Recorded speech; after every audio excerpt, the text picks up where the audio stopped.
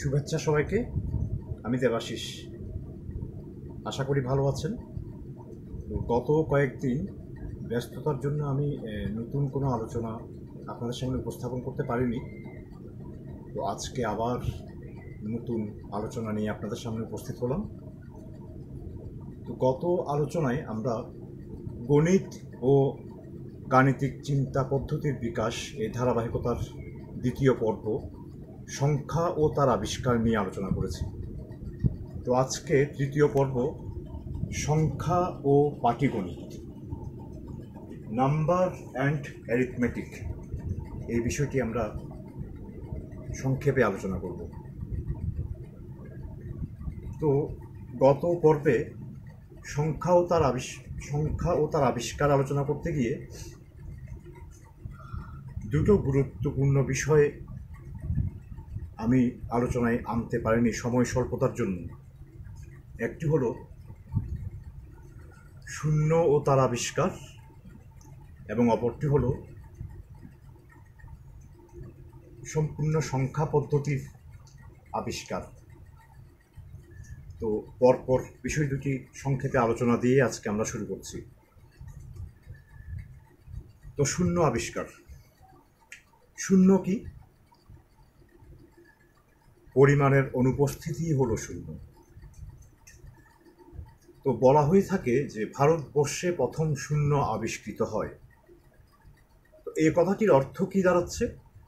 তার মানে কি ভারতবর্ষের শূন্য আবিষ্কারের আগে মানুষ শূন্যকে চিনত না? অবশ্যই মানুষ শূন্যকে চিনত, তবে শূন্যকে পরিমাণ হিসেবে চিনত না। তখন মানুষ মনে করত জগতে দুটো বিষয় আছে, পরিমাণ মানে কিছু থাকা এবং না থাকা। কিছু থাকার মধ্যেই আছে পরিমাণ, আর কিছু না থাকা এটি একটি আলাদা গুণ, এটি কোনো পরিমাণ নয়। এভাবেই প্রাচীন মানুষরা শূন্যকে চিনত। তো আমি যদি বাক্যটা এভাবে বলি যে ভারতবর্ষে প্রথম শূন্য আবিষ্কৃত হয়, তাহলে কথাটা ভুল বোঝানো হতে পারে। আমাদের অধিকাংশের হয়তো মনে হতে পারে যে এর আগে হয়তো মানুষ শূন্যকে চিনত না।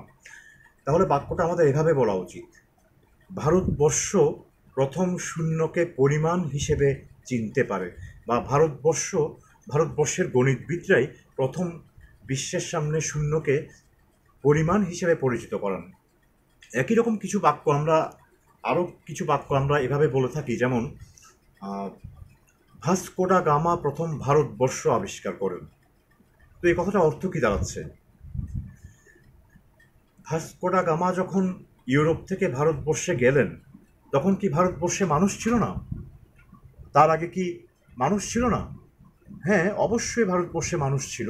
তাহলে ভারতবর্ষের কোনো একজন শিক্ষার্থী যদি তার খাতায় লিখে যে ভাস্কো ডা গামা ভারতবর্ষ আবিষ্কার করে প্রথম, তার মানে কি? তাহলে তার আগে সে নিজেকে আবিষ্কার করতে পারেনি? ভারতবর্ষের মানুষ তাহলে নিজেকে আগে আবিষ্কার করতে পারেনি? তাহলে এই বাক্যটি আমাদেরকে এভাবে বলা উচিত। আমাদের বলা উচিত ভাস্কো ডা গামাই প্রথম ভারতবর্ষকে ইউরোপের সাথে পরিচিত করান। একই রকম আরও কিছু বাক্য, যেমন কলম্বাস আমেরিকা আবিষ্কার করেন। এই কথাটা অবশ্যই আমাদের পরিবর্তিত করে এভাবে বলা উচিত, যে আসলে বলা উচিত কলম্বাস প্রথম আমেরিকাকে ইউরোপের সাথে পরিচিত করান। তো একইভাবে ভারতবর্ষের গণিতবিদরা প্রথম শূন্যকে পরিমাণ হিসেবে বিশ্বের সামনে পরিচিত করান। তো সংখ্যা লেখার পদ্ধতি সঠিক বা সহজ একটি পদ্ধতি তৈরি করতে গিয়েই আসলে প্রথম শূন্যের আবির্ভাব ঘটে গণিত শাস্ত্রে। প্রাচীন যুগ থেকে মানুষ প্রথম যে সংখ্যাটিকে চিনতে পারে তা হলো এক। একটি, এই পরিমাণটি পরিমাপ করার জন্য যে প্রতীক দেওয়া হতো সেটি হচ্ছে এক। বাংলা ভাষায় সেটি এক লেখা হয়, ইংরেজিতে ওয়ান, ইত্যাদি বিভিন্ন অঞ্চলের লোকদের ভাষায় এটি বিভিন্ন প্রতীক হয়ে আসে। তো ধরলাম প্রথম পরিমাণের প্রতীক হিসেবে আমি দিলাম এক। তার পরবর্তী পরিমাণটি হলো 2, তার পরবর্তী পরিমাণটি হলো 3। এভাবে 9 পর্যন্ত প্রতীক দিলাম। আমি আর প্রতীক দিতে রাজি নয়। তাহলে এখন আমি কি করব? তাহলে পরবর্তী পরিমাণটি লেখার জন্য, গত পর্বে আমরা আলোচনা করেছিলাম, পরবর্তী পরিমাণটি লেখার জন্য আমরা ক্ষুদ্রতম সংখ্যাগুলোর পুনরাবৃত্তি করব। তো এখানে এই যে ক্ষুদ্রতম প্রতীক 1, ভারতবর্ষের গণিতবিদরা প্রথম চিন্তা করলো যে দুটি প্রতীককে পাশাপাশি না রেখে আগে দেখা যাক একটি প্রতীক ব্যবহার করে পরবর্তী সংখ্যাটি লেখা যায় কিনা। তাহলে আরও ক্ষুদ্রতম সমাবেশ হয়ে গেল। তাহলে তো ভারতবর্ষের গণিতবিদরা নতুনভাবে সংখ্যা লেখার পদ্ধতি প্রচলন করলো এভাবে যে পরবর্তী সংখ্যাটি লেখার জন্য প্রথম প্রতীকটিকে আমরা বাম পাশে লিখে পরবর্তী সংখ্যাটিকে বুঝাবো। তো এখানে একটি খালি স্পেস দেখা যাচ্ছে। তাহলে এই খালি স্থানটি বোঝানোর জন্য ডট চিহ্ন প্রথম প্রচলিত হয় ভারতবর্ষে। এই ডট চিহ্নটি কালে কালে শূন্যের প্রতীক হয়ে দেখা দেয়। তো শূন্য প্রথম গণিতশাস্ত্রে আসে খালি স্থানের প্রতীক বোঝানোর জন্য। তাহলে 1, 2, 3, 4 এভাবে 9 পর্যন্ত পরবর্তী সংখ্যাটি বোঝানোর জন্য প্রথম প্রতীকটিকে এক ঘর বামে সরিয়ে লেখা হলো এবং খালি স্থানটি বোঝানোর জন্য একটি প্রতীক শূন্য দেওয়া হলো। এভাবেই শূন্যের প্রথম আবির্ভাব গণিতশাস্ত্রে। কিন্তু তখনও শূন্যকে পরিমাণ হিসেবে চিনতে পারেননি গণিতবিদরা। পরবর্তীতে ওই একই ভারতীয় গণিতবিদরাই চিন্তা করলেন, আমরা জানি কোনো পরিমাণ থেকে অন্য কোনো পরিমাণ বিয়োগ করলে বিয়োগফল অবশ্যই একটি পরিমাণ হয়। যেমন আমি যদি 6 থেকে 4 বিয়োগ করি তাহলে বিয়োগফল 2, এটি অবশ্যই একটি পরিমাণ। তো তা যদি হয় তাহলে কোনো একটি সংখ্যা যেমন 5 থেকে যদি আমি একই সংখ্যা 5 বিয়োগ করি, 5টি বস্তু ছিল, সেই বস্তুগুলো সবগুলো অপসারণ করে ফেললাম, তাহলে কিছু নাই এগিয়ে উপস্থিত হলাম। অর্থাৎ 5 থেকে 5 বিয়োগ করলে কিছু নাই, অর্থাৎ শূন্যে গিয়ে উপস্থিত হচ্ছে। কোনো একটি সংখ্যা থেকে অন্য যে কোনো একটি সংখ্যা বিয়োগ করলে যদি বিয়োগফলটা একটি পরিমাণ বা একটি সংখ্যা হয়, তাহলে 5 থেকে 5 বিয়োগ করলে যে কিছু নাই অর্থাৎ শূন্য, সেটিও একটি পরিমাণ হতে হবে। এভাবে গণিতশাস্ত্রে প্রথম সংখ্যা লেখার সহজ পদ্ধতি হিসেবেই শূন্যের আবির্ভাব ঘটে খালি স্থানের প্রতীক হিসেবে, এবং পরবর্তীতে সেই খালি স্থানের প্রতীকটি একটি পরিমাণ রূপে দেখা দেয়। এভাবে ভারতবর্ষে প্রথম শূন্যকে ভারতবর্ষের গণিতবিদরা আমাদের সামনে প্রথম পরিমাণ হিসেবে পরিচিত করান। তো এর আগে প্রাচীন যুগে কিন্তু অধিকাংশ আমাদের ইতিহাসে জানা নেই, হয়তো কোনো সভ্যতায় থাকলেও থাকতে পারে, আমরা এখন লিখিতভাবে তার কোনো প্রমাণ না পাওয়াতে আমরা জানি না। তো প্রাচীন সভ্যতার অধিকাংশ জাতিরাই সংখ্যা শুরু করতো 1 দিয়ে। 1 বলতে সবাই তো আর 1 লিখতো না। 1, 2, 3 এগুলো মাগধী সংস্কৃত এদের যে প্রতীক, সেই প্রতীকগুলো আস্তে আস্তে পরিবর্তিত হতে হতে বাংলা ভাষায় 1, 2, 3 এই প্রতীকগুলো আবির্ভূত হলো। তো এগুলোর সঠিক ইতিহাস পুরোপুরি জানা বাস্তবে সম্ভব নয়। হয়তো হতে পারে যে 5-6 হাজার বছর আগে, এমন হতে পারে। তো বাংলা ভাষায় 1, 2, 3 এগুলো প্রচলিত হয় আজকে থেকে হয়তো 5 থেকে 6 হাজার বছর আগে, এমন হতে পারে। তো শূন্য যেহেতু একটি পরিমাণ, তাহলে শূন্য সবচেয়ে ক্ষুদ্রতম পরিমাণ। কাজেই আমরা যদি সংখ্যা লেখা শুরু করি তাহলে তৎকালীন জানা, প্রাচীন যুগে জানা, অর্থাৎ ভারতবর্ষে যখন শূন্য আবিষ্কৃত হয় তখনকার জানা সবচেয়ে ক্ষুদ্রতম পরিমাণটি ছিল শূন্য। কাজেই সংখ্যা বা অঙ্ক, সংখ্যার প্রতীক যেগুলোকে অঙ্ক বলা হয়, সেই প্রতীক শুরু হবে শূন্য দিয়ে। কাজে আমি এই সংখ্যা বা অঙ্ক তার বিন্যাসগুলোকে মুছে আবার সাজিয়ে লিখছি।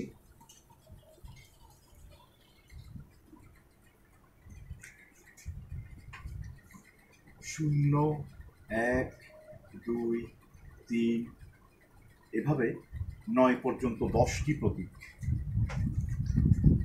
এর পরবর্তী সংখ্যাগুলো এর পরবর্তী সংখ্যাগুলো লেখার জন্য আর নতুন কোনো প্রতীক ব্যবহার করা হয় না। এই 10টি প্রতীকের কোনো না কোনোটি দিয়েই পরবর্তী সংখ্যাগুলো সবগুলো আমরা লিখতে পারি। এখন একটি গুরুত্বপূর্ণ প্রশ্ন এখানে উত্থাপিত হচ্ছে, জেগে উঠছে, সেটা হলো বাংলা ভাষায় আমরা 10টা প্রতীক দিয়ে সংখ্যা লিখি, আবার ইংরেজি ভাষায়ও 10টা প্রতীক দিয়ে সংখ্যা লেখা হয়, আরবি ভাষায়ও 10টা প্রতীক দিয়ে সংখ্যা লেখা হয়, সংস্কৃত ভাষায়ও 10টা প্রতীক দিয়ে সংখ্যা লেখা হয়। আমরা পৃথিবীর যে কোনো অঞ্চলে যাই না কেন, আজকের যুগে আদিবাসী জাতিরা বাদে সমস্ত সভ্য জাতি আমরা 10টি প্রতীক ব্যবহার করেই সংখ্যাকে লিখি। তো এগুলো বিভিন্ন অঞ্চলে সংখ্যার এই প্রতীকগুলো আবিষ্কৃত হয় প্রাচীন যুগে, অর্থাৎ আজ থেকে 4 থেকে 5 বা আরও 10,000, অনেক সময় 10,000 বছর আগেও হয়তো কোনো কোনো সভ্যতায় এই প্রতীকগুলো আবিষ্কৃত হয়। অর্থাৎ সমস্ত সভ্যতায় কিন্তু একই সময়ে প্রতীকগুলো আবিষ্কৃত হয়নি, কোনো সভ্যতায় আগে, কোনো সভ্যতায় পরে ইত্যাদি। কিন্তু প্রশ্ন হলো, তখন তো পৃথিবীর সমস্ত অঞ্চলের মধ্যে ভালো যোগাযোগ ব্যবস্থা ছিল না, অর্থাৎ মানুষ সমস্ত জায়গায় যাতায়াত করতে পারতো না, এক মহাদেশ থেকে আরেক মহাদেশে যাতায়াত ছিল দুরূহ। মহাদেশের মাঝখানে দুটো মহাদেশের অন্তর্বর্তী যে মহাসাগর, সেটা পাড়ি দিবে কীভাবে? হ্যাঁ, এটা বলা যায় যে এশিয়া মহাদেশ এবং আমেরিকা মহাদেশ, আমরা যদি বিশ্বের মানচিত্রের দিকে তাকাই তাহলে দেখব এশিয়া এবং আমেরিকা মহাদেশের উত্তর দিকের একটি অঞ্চলের মধ্যবর্তী দূরত্ব খুব কম, মাত্র প্রায় 40 মাইল, এবং এই 40 মাইল ব্যবধানটি পানি দ্বারা পূর্ণ। বেরিং প্রণালী চলে গেছে সেই 40 মাইল ব্যবধানের মধ্য দিয়ে। শীতকালে সেই বেরিং প্রণালীর পানি বরফ হয়ে যেত, শক্ত বরফ হয়ে যেত, যার ফলে সেই প্রাচীন যুগে এশিয়ার কোনো কোনো গোত্র খাদ্য, বাসস্থান ইত্যাদির নতুন অনুসন্ধানের জন্য তারা সেই 40 মাইল পথ হেঁটে আমেরিকা মহাদেশে প্রবেশ করে। এভাবেই আমেরিকা মহাদেশে মানুষের প্রথম বাসস্থান গড়ে উঠে যাদেরকে আজকে আমরা রেড ইন্ডিয়ান নামে, কলম্বাসের কল্যাণে আমরা আজকে তাদেরকে রেড ইন্ডিয়ান নামে চিনি। তো যাই হোক, অন্যান্য মহাদেশ যেমন আফ্রিকা, ইউরোপ, অস্ট্রেলিয়া, এইসব সমস্ত মহাদেশের মধ্যে যাতায়াত কিন্তু তখন সম্ভব ছিল না। তাহলে একটা প্রশ্ন জেগে উঠছে যে সমস্ত অঞ্চলে কেন আমরা 10টা প্রতীক ব্যবহার করে কেন সংখ্যা লেখা আমরা শিখেছি, সংখ্যা লেখার পদ্ধতি চিন্তা করেছি আমরা, কেন 9-এর পরে আরেকটি প্রতীক নেই? এর কারণ হিসেবে কি মনে হয় আমাদের? একদল ইতিহাসবিদ বিষয়টাকে এভাবে বর্ণনা করেন যে হয়তো কেউ একজন উপর থেকে সব পুরো মানব জাতিকে শিখিয়ে দিয়েছেন যে 10টি প্রতীক ব্যবহার করে সংখ্যা লিখতে হবে। আবার কেউ বলতে চান হয়তো এলিয়েনরা এসে 10টা প্রতীকের সুবিধা বুঝিয়ে দিয়ে গেছিল সমস্ত মানব জাতিকে। তো এভাবেই কি আমাকে আসলে ব্যাখ্যা করতে হবে আমাদেরকে 10টি প্রতীক কেন ব্যবহৃত হচ্ছে পৃথিবীব্যাপী সব জায়গায়? আমরা যদি আরেকটু গভীরভাবে চিন্তা করি তাহলে হয়তো এটার আরেকটি সর্বজন গ্রাহ্য একটি সর্বোচ্চ সম্ভাবনাময় আমরা একটি উত্তর খুঁজে পেতে পারি। প্রাচীন মানুষদের কথা যদি আমরা চিন্তা করি তাহলে সহজেই বুঝব প্রাচীন মানুষরা প্রথম গণনা করত তার হাতের কাছের কোনো ভালো বস্তু, সর্বাধিক প্রচলিত প্রাপ্ত বস্তু, যেমন পাথরখণ্ড দিয়েই তারা প্রথম গণনা কার্য শুরু করত। তো পরবর্তীতে হাতের কাছে আরও ভালো গণনা যন্ত্র তারা ব্যবহার করা শুরু করলো। তো হাতের কাছে সবচেয়ে ভালো গণনাকারী যন্ত্র কি? একটু চিন্তা করলেই আমরা পেয়ে যাব হাতের কাছে সবচেয়ে ভালো গণনাকারী যন্ত্র হলো আমাদের দুটি হাত। এই দুই হাতের 10টি আঙ্গুল, এই প্রতিটি আঙ্গুলকে যদি আমরা এক একটা সংখ্যার প্রতীক হিসাবে ব্যবহার করি তাহলে 10টি প্রতীক দাঁড়াচ্ছে। তো এভাবেই আসলে অধিকাংশ অঞ্চলের মানুষরা হাতের 10টা আঙ্গুলকেই এক একটা প্রতীক হিসেবে ব্যবহার করে 10টি প্রতীক দিয়ে সংখ্যা লেখার পদ্ধতি চালু করলো। অবশ্য কিছু কিছু প্রাচীন মানব জাতি খুঁজে পাওয়া গেছে যারা দুটি প্রতীক ব্যবহার করে সংখ্যা লিখত। তো নৃতত্ত্ববিদদের অনুসরণে দেখা যায় যে এই সমস্ত জাতির অধিকাংশই ছিল যাযাবর জাতি। যাযাবর জাতিরা স্থান থেকে অন্য স্থানে স্থানান্তরিত হতো। স্থানান্তরিত হয়ে নতুন স্থানে যেতে হতো বলে তাদেরকে নতুন পরিস্থিতির সঙ্গে খাপ খাইয়ে নেওয়ার চিন্তা থাকতো, কাজেই তাদেরকে সর্বদা অস্ত্র ব্যবহার করতে হতো। তারা সবসময় অস্ত্রশস্ত্রে হাতকে পরিপূর্ণ রাখত। কাজেই স্বাভাবিকভাবেই অধিকাংশ যাযাবর জাতি হাতকে গণনা কাজে ব্যবহার করতে পারত না সহজে। পরিবর্তে তারা গাছের ছালে দাগ দিয়ে সংখ্যা লেখার চেষ্টা করত। তো গাছের ছালে দাগ দিয়ে যদি আমি সংখ্যা লিখি, তাহলে সেই গাছের ছাল অত্যন্ত একটি অস্থায়ী একটি প্ল্যাটফর্ম, ব্যাকগ্রাউন্ড। তো এজন্য তারা চেষ্টা করত প্রতীক সংখ্যা কমাতে। এজন্য তারা দুটি প্রতীক ব্যবহার করে সংখ্যা লেখার চেষ্টা করত। আবার কোনো কোনো মানব জাতির সন্ধান পাওয়া গেছে প্রাচীন যুগে যারা 20টি প্রতীক ব্যবহার করে সংখ্যা লিখত। হাতের 10 আঙ্গুল আর পায়ের 10 আঙ্গুলের জন্য 20টি প্রতীক। তো অধিকাংশ প্রাচীন মানুষ আমাদের মানুষের পাকে চলাচলের কাজে ব্যবহার করত, তাই পায়ের আঙ্গুলগুলোকে স্বাভাবিকভাবে গণনা কাজে ব্যবহার করতে পারতো না। এজন্যই প্রাচীন যুগে অধিকাংশ সভ্যতাতেই 10টি প্রতীক ব্যবহার করে সংখ্যা লেখার রীতি স্বতঃস্ফূর্তভাবে গড়ে ওঠে। তো এই ছিল আমাদের গত দিনের অনালোচিত বিষয়গুলো। দুটি বিষয়, একটা হচ্ছে শূন্যের আবিষ্কার আর একটা হচ্ছে 10টি প্রতীকের আবিষ্কার। তো আমরা এখন আমাদের পরবর্তী বিষয়ে পাটিগণিতে চলে যাচ্ছি।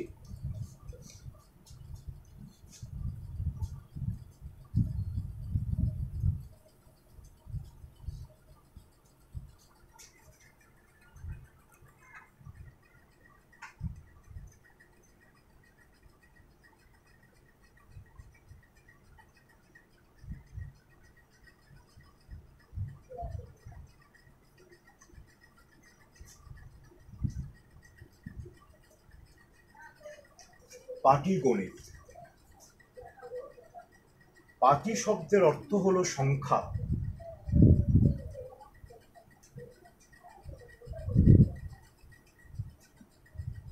আর গণিত মানে তো অবশ্যই গণনা শাস্ত্র।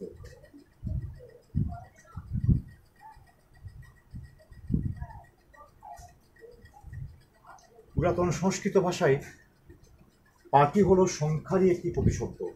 আর প্রাথমিকভাবে গণিত বলতে আমরা গণনা শাস্ত্রই বুঝবো। যদিও গণিতের একমাত্র উদ্দেশ্যই শুধু গণনা কার্য সম্পাদন করাই শুধুমাত্র তার একমাত্র উদ্দেশ্য নয়, তার আরও বৃহৎ উদ্দেশ্য আছে। আমাদের এই ধারাবাহিক আলোচনার শেষ পর্যায়ে গিয়ে আমরা গণিতের একটি সর্বতোভাবে গ্রহণযোগ্য একটি সংজ্ঞা দেওয়ার চেষ্টা করব। তো পাটিগণিত বলতে তাহলে আমরা কি বুঝবো? পাটিগণিত বলতে তাহলে আমরা বুঝবো সংখ্যার গণনা শাস্ত্র। সংখ্যার গণনা শাস্ত্র বলতে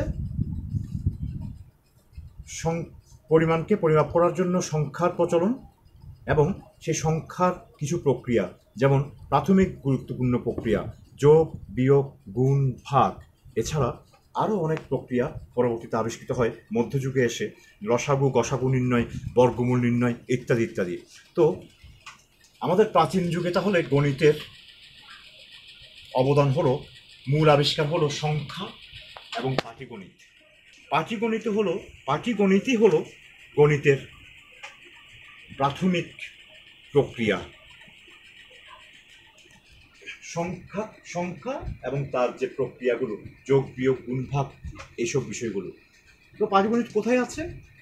গণিতের সমস্ত শাখায় পাটিগণিত ব্যাকগ্রাউন্ডের মতো মিশে আছে। পাটিগণিত গণিত শাস্ত্রের বাতাসের মতো। আমরা যেমন বাতাসের মধ্যে ডুবে আছি, অক্সিজেন ছাড়া বাঁচতে পারি না, ঠিক একই রকমভাবে গণিত শাস্ত্র পাটিগণিত ছাড়া এক পাও এগোতে পারে না। আমরা যখনই বীজগণিতের কোনো একটা ক্যালকুলেশন করি, গণনা করি, যোগ করি, গুণ করি, স্কোয়ার করি, সেই গণনা কার্যটি আসলে পাটিগণিত। একইভাবে জ্যামিতিতেও যখন আমরা কোনো প্রক্রিয়া সাধন করব তখন সেই অংশটুকুই হচ্ছে পাটিগণিত। যদিও আমাদের বাংলাদেশের মাধ্যমিক স্তর পর্যন্ত শিক্ষা ব্যবস্থায় আমরা অধিকাংশই মনে করব হয়তো পাটিগণিত বলতে, আমি বলতে শুনেছি অনেকে এরকম, পাটিগণিত মানে প্রশ্নের অঙ্ক, কথার অঙ্ক। তো এই যে আমাদের পাটিগণিত কথার অঙ্ক, সেখানে পাটিগণিত কোন অংশটুকু?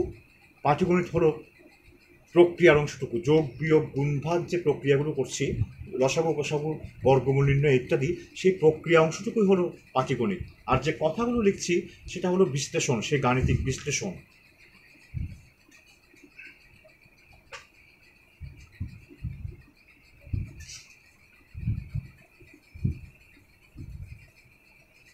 আমরা এবার দেখি পাটিগণিতের মূল প্রক্রিয়া, যোগ প্রক্রিয়া মানুষ কীভাবে করতে শিখল। তো দুটি সংখ্যা যোগ করা বলতে আমরা কি বুঝবো?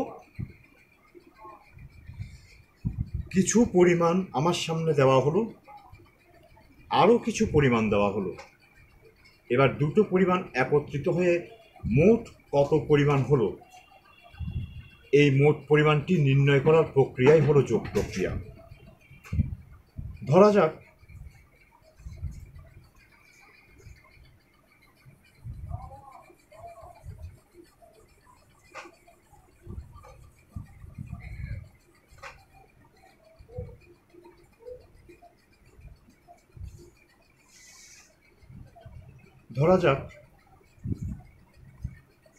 আমাকে 998 সংখ্যাটির সাথে 599 সংখ্যাটি যোগ করতে বলা হলো। তো আমরা এই যোগ প্রক্রিয়াটা এই দুটি সংখ্যা উপরে নিচে এভাবে লিখে একটা টান দিই। তো কি করতে বলা হয়েছে আমাকে? আসলে আমি যদি প্রক্রিয়াটি আমরা ভেঙে বলি তাহলে বিষয়টা এরকম যে 998টা উপাদান আমার কাছে আছে, এরপরে আরও 599টা উপাদান আমার সামনে উপস্থিত করা হলো। এখন প্রথম থেকে গণনা করে একটি একটি করে গণনা করে দেখতে হবে মোট কয়টি হলো। তো আমরা কি এত কষ্টসাধ্য প্রক্রিয়া দিয়ে যোগ করি? 998টা উপাদান আমরা প্রথমে আগে নিই, তারপর 599টা উপাদান আরও নিয়ে তারপর কি প্রথম থেকে গণনা করে করে আমি যোগফলটা বের করি? না, তা তো আমরা করি না। আমরা কি করি? প্রথমে এই দুটি সংখ্যার এককের অঙ্ক 8 আর 9 যোগ করি। 8 আর 9 যোগ করলে হচ্ছে 17। 17-এর 7 এককের অঙ্কে আমরা বসাই, এবং আরেকটা 1 বাকি আছে, এই হাতে 1, আমরা বলি হাতে 1 আছে, এই একটাকে আমরা পরবর্তী সংখ্যা, পরের সংখ্যা 9-এর সাথে যোগ করি। যে কোনো একটার সাথে যোগ করলে আসলে হয়। তো ইংরেজিতে বলা হয় ক্যারি 1, আর বাংলাতে আমরা বলতাম ছোটোবেলা থেকে আমরা এভাবে শিখেছি যে হাতে 1 আছে, এই হাতের 1টা 9-এর সাথে যোগ করলাম বা এটার সাথে যোগ করলাম। তো কি হলো তখন? 9 রেখে 10, 10 আর 9 যোগ করলে হলো 19। 19-এর 9টা আমরা দশকের ঘরে লিখলাম। আরও একটা হাতে 1 থেকে গেল, সেই একটা আমরা শতকের ঘরের যে কোনো একটা অঙ্কের সাথে যোগ করে দিলাম। ধরলাম 9-এর সাথে যোগ করলাম, 9-এর সাথে যোগ করলে 1 যোগ করলে 10, 10 সাথে 5 যোগ করলে 15। তো কি দাঁড়াচ্ছে? তো আমরা যোগ করার একটি সহজ প্রক্রিয়া শিখে গেলাম, এবং সেটা প্রাচীন যুগের মানুষটাই শিখেছিল। তো আমি যদি কষ্ট করে 998টা উপাদান নিয়ে এসে তার সাথে আরও 599টা উপাদান নিয়ে প্রথম থেকে গণনা করে দেখি, আমরা দেখব আসলে 1597টা উপাদান আমার কাছে আছে। তো আমরা এত কষ্ট না করে এই যে একটা অঙ্ক যোগ করলাম, হাতে 1, এটা এখানে অ্যাড করলাম, আবার হাতের 1 অ্যাড করলাম এখানে। তো এই প্রক্রিয়াটা আমরা কিভাবে শিখেছি আমরা একটু দেখি।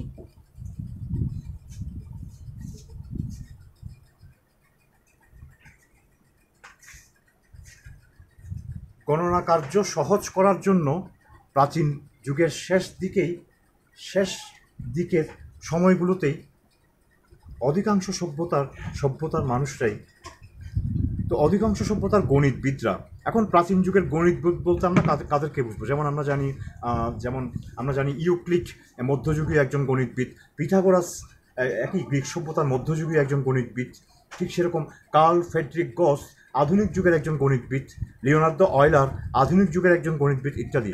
প্রাচীন যুগেও কি সেরকম গণিতবিদ ছিল? তাদের নাম কি? তারা কারা কারা? আসলে প্রাচীন যুগে কোনো একজন ব্যক্তি গণিতবিদ ছিল না। প্রাচীন যুগে অর্থাৎ গোত্রবদ্ধ সমাজে সমস্ত মানুষই তাদের নিজেদের প্রয়োজনে গাণিতিক কাজগুলো আবিষ্কার করত। শুধু একজন আবিষ্কার করতো না, প্রয়োজনে তারা সবাই মিলে একত্রে বসে এই কাজগুলো করত। কাজে প্রাচীন গণিতবিদকে, একজন কোন ব্যক্তি এই প্রক্রিয়াকে আবিষ্কার করেছে, এ কথা কি অর্থহীন। আমি বলবো না যে কোন ব্যক্তি এই প্রক্রিয়াকে আবিষ্কার করেছে সেটি আমরা জানি না, এই কথাটা বলবো না। আমি বলবো কোন ব্যক্তি প্রাচীন যুগে এই যোগ প্রক্রিয়া আবিষ্কার করেছে, এই প্রশ্নটাই অর্থহীন। প্রাচীন যুগে যে কোনো একটি সভ্যতায় অধিকাংশ মানুষ মিলেই প্রক্রিয়াগুলোকে আবিষ্কার করে। প্রাচীন যুগে যে মানুষ গণিত করছে সেই মানুষই সাহিত্য লিখছে, সেই মানুষই আবার কাঠ কাটছে, সেই মানুষই সমস্ত কাজ করছে, ইত্যাদি ইত্যাদি। তো দেখি কি করে আসলে আমাদের এই যোগ প্রক্রিয়াটি তাদের মাথায় আসলো। তো গণনা কার্য সহজ করতে গেলে সংখ্যার চরিত্র, সংখ্যা কি কি বৈশিষ্ট্য মেনে চলে, প্রাথমিক কি কি বৈশিষ্ট্য মেনে চলে, সেগুলো আমাদেরকে আগে খুঁজে বের করতে হবে। আমরা গণিত এবং গাণিতিক চিন্তা পদ্ধতির বিকাশ এই ধারাবাহিকতার প্রথম পর্বে আমরা স্বীকার্য এই বিষয়টি আলোচনা করেছিলাম। তো প্রাথমিক আমাদের সংখ্যাও স্বীকার্য হচ্ছে প্রাথমিক সত্য বা প্রাথমিক নিয়ম, যেগুলো সব সময় কোনো একটি উপাদান বা কোনো একটি সত্তা সবসময় মেনে চলবে। ঠিক সেরকম প্রাচীন মানুষেরা খুঁজে বের করার চেষ্টা করেছিল এই সংখ্যাগুলো কোনো প্রাথমিক নিয়ম, সহজ সরল কোনো নিয়ম মেনে চলে কিনা। হ্যাঁ, এরকম কিছু নিয়ম তারা তাদের প্রয়োজনে আবিষ্কার করে ফেলতে পেরেছিল। তো আজকের যুগে বাস্তব সংখ্যার অনেক স্বীকার্য আছে, 6-7টা, অনেক বলতে 7-8টার মতো স্বীকার্য আছে। তার মধ্যে গুরুত্বপূর্ণ কয়েকটি স্বীকার্য আমি লিখছি।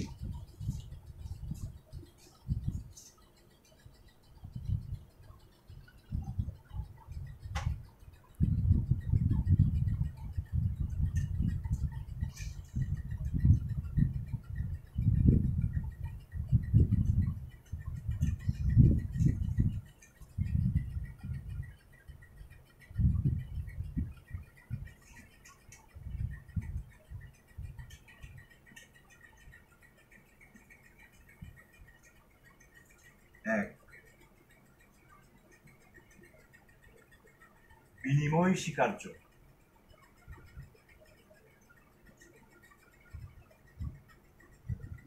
বিনিময়যোগ্যতা বা কমিউটেটিভিটি।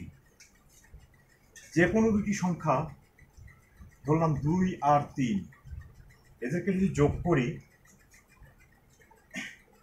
3 আর 2কে যদি 2 আর 3কে যোগ, 2-এর সাথে 3 যোগ করলে যা হবে, 3-এর সাথে 2 যোগ করলেও তা হবে। অর্থাৎ যোগ করার জন্য একটি চিহ্ন, এই চিহ্নটির দুই পাশে সংখ্যাগুলোকে যদি বিনিময় করি, সংখ্যাগুলো সমান হবে, ফলাফল কি সমান হবে। তো বীজগাণিতিক প্রতীক দিয়ে এভাবে লেখা হয় a প্লাস বি সমান বি প্লাস এ। যোগ চিহ্নের উভয় পাশে যে কোনো দুটি সংখ্যা, সেই সংখ্যাগুলোকে বিনিময় করলে ফলাফল একই থাকবে। একইভাবে গুণ চিহ্নের দুই পাশেও সংখ্যাগুলোকে বিনিময় করা যায়, এ গুণ বি সমান বি গুণ এ ইত্যাদি। তো আরেকটি স্বীকার্য হলো সংযোগ স্বীকার্য।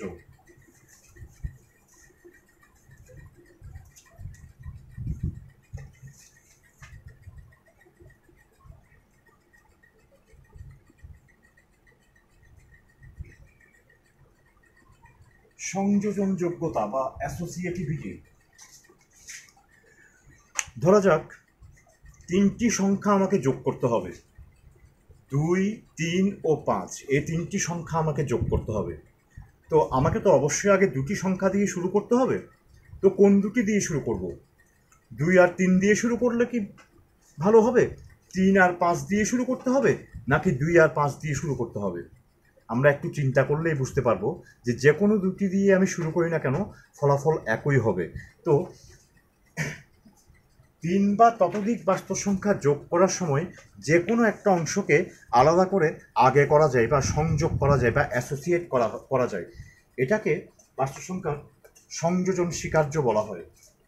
বীজগাণিতিক প্রতীক দিয়ে এভাবে লেখা হয় এই বিষয়টাকে, a plus B plus C is equal to a plus B plus C. যে কোনো দুটিকে আমি আলাদা করে আগে যোগ করি না কেন ফলাফল একই থাকবে।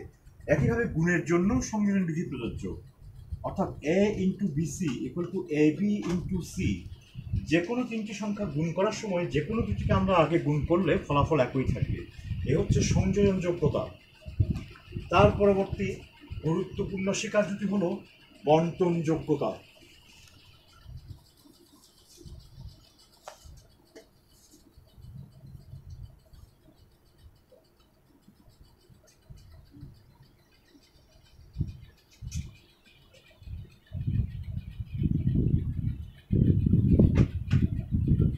বন্টনযোগ্যতা বা ডিস্ট্রিবিউটিভিটি। গুণ সবসময় যোগের মধ্যে বন্টিত হয়। 2,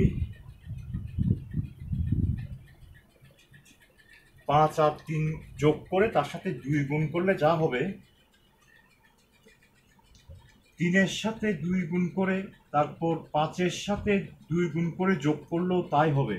অর্থাৎ 2 গুণ 3 যোগ 5 এটা সমান হবে 2 গুণ 3 যোগ 2 গুণ 5। অর্থাৎ এখান থেকে 2কে কমন নিতে পারি আমরা। এই যে কমন নেওয়া, অর্থাৎ এই গুণটা দুটি সংখ্যার যোগের মধ্যে ডিস্ট্রিবিউট করে দিতে পারবো আমরা।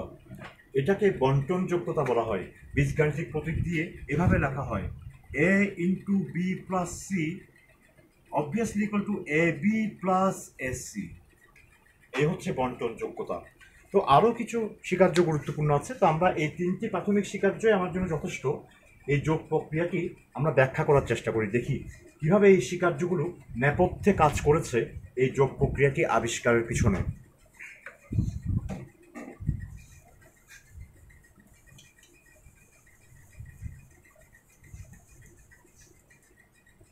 তো এই যোগ প্রক্রিয়ার উপরের সংখ্যাটি হচ্ছে 998। এই 998 সংখ্যাটিকে আমরা এভাবে লিখতে পারি, ভেঙে আমরা লিখতে পারি 9 গুণ 100 যোগ 9 গুণ 10 যোগ 8। ঠিক আছে, একটু চিন্তা করলে আশা করি আপনারা বুঝতে পারবেন এটা হচ্ছে 998। তো তার সাথে যোগ করতে বলা হলো দ্বিতীয় সংখ্যা 599, অর্থাৎ 5 গুণ 100 যোগ 9 গুণ 10 যোগ 9। তো ছিল দুটি সংখ্যার যোগ, আমি সেটাকে ভেঙে করে ফেললাম 1, 2, 3, 4, 5, 6, 6টি সংখ্যার যোগে ভেঙে ফেললাম। তো এই 6টি সংখ্যা আমাকে যোগ করতে হবে। তো আমাকে তো আগে দুটি সংখ্যা নিয়ে শুরু করতে হবে। কোন দুটি সংখ্যা দিয়ে শুরু করব? আমাদের বাস্তব সংখ্যার দ্বিতীয় স্বীকার্য সংযোজন বিধি আমাকে বলছে যে যে কোনো দুটি দিয়ে আমরা শুরু করতে পারবো। কাজে আমরা সবচেয়ে ছোট সংখ্যা 8 আর 9 দিয়ে শুরু করি। 8 আর 9 যোগ করলে হচ্ছে 17।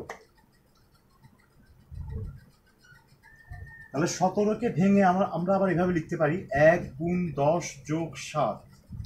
তাহলে আমাদের 8 এই 6টি সংখ্যার যোগের 8 আর 9 এর পরিবর্তে আমরা এখানে লিখতে পারবো 1 গুণ 10 যোগ 7। তাহলে পুরা যোগের মধ্যে, পুরো যোগ প্রক্রিয়াতে আমরা দেখছি 8 আর 9 বাদ দিয়ে আমি যদি এই জায়গায় 1 গুণ 10 যোগ 7 লিখি, তো দেখা যাচ্ছে পুরো যোগ প্রক্রিয়ায় শুধু একক অঙ্ক শুধু 7, আর বাকি সবগুলোতে হয় 10 অথবা 100 গুণ আছে।